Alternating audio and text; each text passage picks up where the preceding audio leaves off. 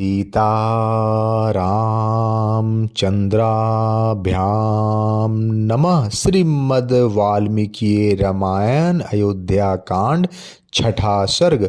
सीता सहित श्री राम का नियम परायण होना। हर्ष में भरे पुरवासियों द्वारा नगर की सजावट, राजा के प्रति कृतज्ञता प्रकट करना तथा अयोध्यापुरी में जनपदवासी मनुष्यों की भीड़ का एकत्र होना। पुरोहित जी के चले जाने पर मन को संयम में रखने वाले श्री राम ने स्नान करके अपनी विशाल लोचना पत्नी के साथ श्री नारायण की उपासना आरंभ की। उन्होंने हविष्य पात्र को सिर झुकाकर नमस्कार किया और प्रज्वलित अग्नि में महान देवता शेषशायी नारायण की प्रसन्नता के लिए विधि पूर्वक उस हविष्य की आहुति दी। तत्पश्चात अपने प्रिय मनोरथ की सिद्धि का संकल्प लेकर उन्होंने उस यज्ञ शेष हविष्य का भक्षण किया और मन को संयम में रखकर मौन हो वे राजकुमार श्री राम विदेह नंदिनी सीता के साथ भगवान विष्णु के सुंदर मंदिर में श्री नारायण देव का ध्यान करते हुए वहाँ अच्छी तरह बिछी हुई कुश की चटाई पर सोए। जब 3 पहर बीत कर एक ही पहर रात शेष रह गई तब वे शयन से उठ बैठे। उस समय उन्होंने सभा मंडप को सजाने के लिए सेवकों को आज्ञा दी। वहाँ सूद मागध और बंदियों की श्रवण सुखद वाणी सुनते हुए श्री राम ने प्रातःकालिक संध्योपासना की। फिर एकाग्र चित्र होकर वे जप करने लगे। तदंतर रेशमी वस्त्र धारण किए हुए श्री राम ने मस्तक झुकाकर भगवान मधुसूदन को प्रणाम और उनका स्तवन किया। इसके बाद ब्राह्मणों से स्वस्ति वाचन कराया। उन ब्राह्मणों का पुण्याह वाचन संबंधी गंभीर एवं मधुर घोष नाना प्रकार के वाद्यों की ध्वनि से व्याप्त होकर सारी अयोध्यापुरी में फैल गया। उस समय अयोध्यावासी मनुष्यों ने जब यह सुना कि श्री रामचंद्र जी ने सीता के साथ उपवास व्रत आरंभ कर दिया तब उन सब को बड़ी प्रसन्नता हुई। सवेरा होने पर श्री राम के राज्याभिषेक का समाचार सुनकर समस्त पुरवासी अयोध्यापुरी को सजाने लग गए।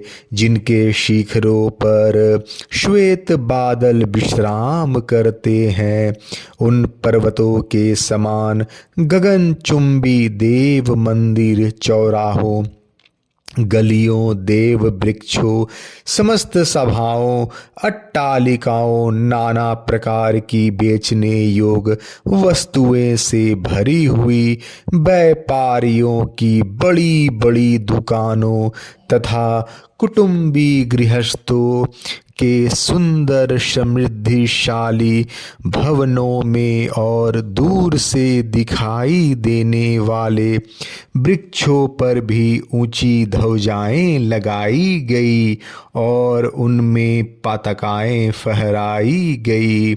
उस समय वहाँ की जनता सब और नटों और नर्तकों के समूहों तथा गाने वाले गायकों की मन और कानों को सुख देने वाली वाणी सुनती थी।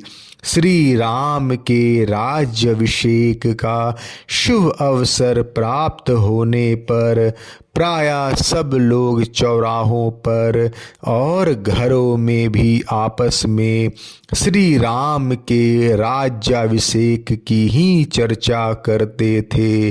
घरों के दरवाजों पर खेलते हुए झुंड के झुंड बालक भी आपस में श्री राम के राज्याभिषेक की ही बातें करते थे।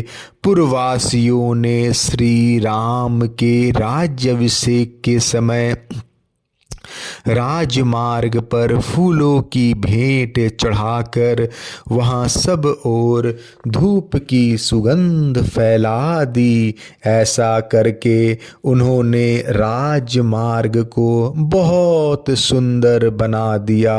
राज्याभिषेक होते होते रात हो जाने की आशंका से प्रकाश की व्यवस्था करने के लिए पुरवासियों ने सब ओर सड़कों के दोनों तरफ वृक्ष की भांति अनेक शाखाओं से युक्त दीप स्तंभ खड़े कर दिए।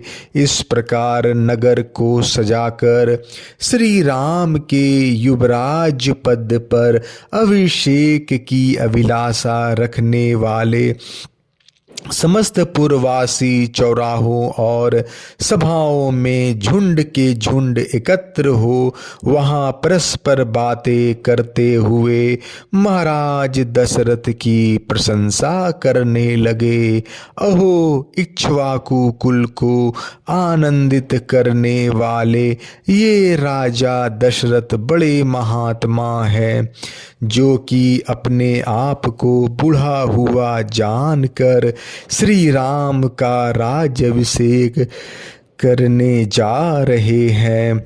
भगवान का हम सब लोगों पर बड़ा अनुग्रह है कि श्री रामचंद्र जी हमारे राजा होंगे और चिरकाल तक हमारी रक्षा करते रहेंगे, क्योंकि वे समस्त लोकों के निवासियों में जो भलाई या बुराई उसे अच्छी तरह देख चुके हैं।